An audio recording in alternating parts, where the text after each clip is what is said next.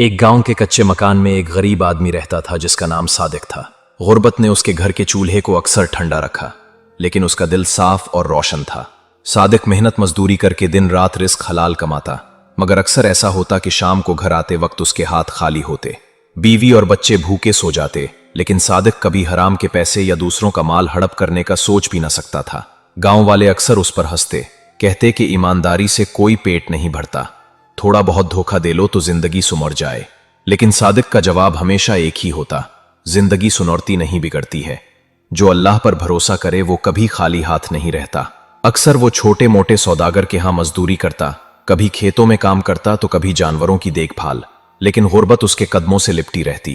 بیوی کی آنکھوں میں آنسو ہوتے اور بچے بھوک سے بلکتے تو صادق کا دل ٹوٹ جاتا، مگر وہ اپنے رب پر یقین رکھتا کہ ایک دن سب بہتر ہو جائے گا۔ صادق کی ایمانداری کی خبریں آہستہ آہستہ گاؤں سے باہر بھی پھیلنے لگیں۔ ایک دن ایک بڑا تاجر گاؤں آیا جس نے صادق کی تعریفیں سن رکھی تھیں۔ اس نے صادق کو بلا کر کہا: مجھے ایسے شخص کی ضرورت ہے جو میرے کاروبار میں میرے ساتھ ہو، مگر شرط یہ ہے کہ وہ دھوکہ نہ دے۔ صادق نے سر جھکا کر کہا: میں انسانوں کو تو دھوکہ دے بھی سکتا ہوں، لیکن اللہ کو نہیں دے سکتا۔ یہ سن کر تاجر نے اسے اپنے ساتھ شہر لے جانے کا فیصلہ کر لیا۔ شہر کی رونق صادق کے لیے نئی تھی۔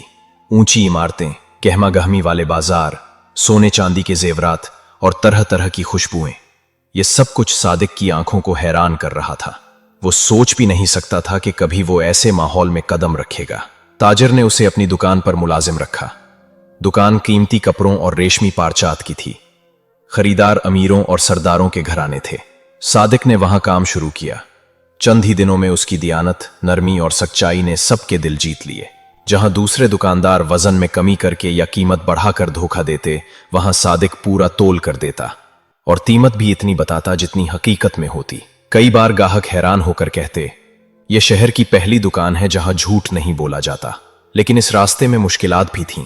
بعض گاہک زیادہ منافع دینے کے لیے رشوت کی پیشکش۔ سال گزرتے گئے اور صادق کا نام پورے شہر میں مشہور ہو گیا۔ لوگ اسے صرف ایک کامیاب تاجر نہیں بلکہ ایک نیک انسان کے طور پر جانتے تھے۔ جب کبھی عدالت یا تنازعہ پیش آتا، لوگ صادق کی گواہی پر اعتبار کرتے، کیونکہ سب کو یقین تھا کہ یہ شخص جھوٹ نہیں بول سکتا۔ ایک دن کچھ تاجروں نے حسد کی وجہ سے صادق کو بدنام کرنے کی کوشش کی۔ انہوں نے جھوٹا الزام لگایا کہ صادق نے ان کا مال چرایا ہے۔ معاملہ قاضی کے سامنے پہنچا۔ قاضی نے پوچھا: صادق، تم پر الزام ہے، کیا تم اپنی صفائی دینا چاہتے ہو؟ صادق نے بڑے سکون سے جواب دیا: قاضی صاحب، میں نے زندگی بھر کسی کا ایک دانہ تک نہیں چرایا، اللہ گواہ ہے۔ گاؤں اور شہر کے لوگ جو صادق کی ایمانداری کے قصے سنتے آئے تھے، عدالت میں آ گئے۔ سب نے ایک زبان ہو کر کہا: یہ وہ شخص ہے جس نے کبھی جھوٹ نہیں بولا، ہم اس کے ایمان کو جانتے ہیں۔ آخرکار قاضی نے فیصلہ دیا کہ الزام جھوٹا ہے اور صادق بے قصور ہے۔ یہ فیصلہ سنتے ہی لوگ صادق کے قدموں میں گر پڑے اور کہا: یہ شخص دولت سے زیادہ ایمان کی دولت رکھتا ہے۔